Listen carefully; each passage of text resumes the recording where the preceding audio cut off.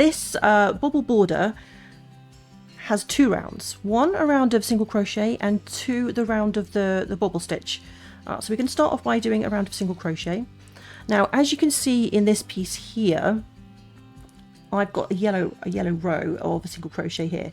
Now, in order to make this stand out, I worked into the back loops only here. So you don't actually have to do this. So if you're like me, having a round of colour that you want it to pop out, then you can work into the back loops only. If not, then you can just work into the stitch as normal. It really doesn't matter. So if you're a beginner, the stitch has a front loop here and a back loop here. So I'm going to be working only into the back loop. But as I said before, if you're working your border in just one colour, you don't need to do this. You can just work into the stitch as normal.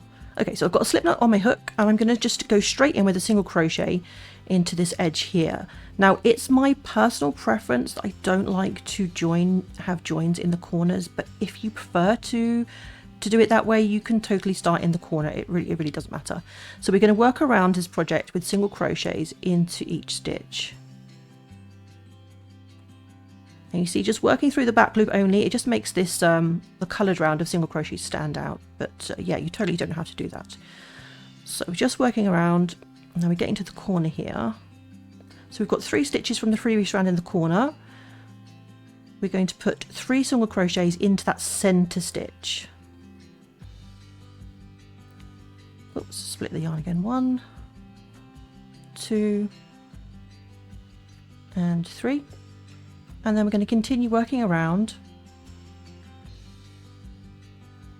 all the way around our project. So we're going to carry on single crochet in every stitch, 3 single crochets into each corner stitch.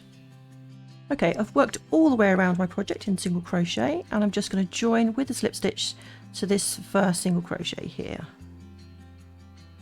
Now, the bobble effect is created by actually working from the other side, from the wrong side of your fabric. So we're going to flip over our work. And you don't need to chain or anything here because the bobble border is made up with slip stitches and double crochets. So straight away we're going to do a double crochet into the next stitch.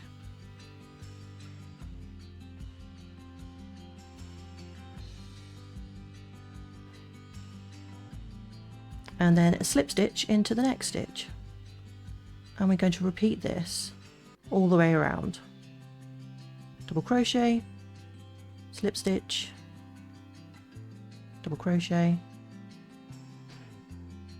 oops, slip stitch. You don't need to do anything fancy in the corners, you just carry on around. You don't have to put extra stitches in here. The bobbles just kind of, as you can see here, they just go around the edge of the corner quite nicely.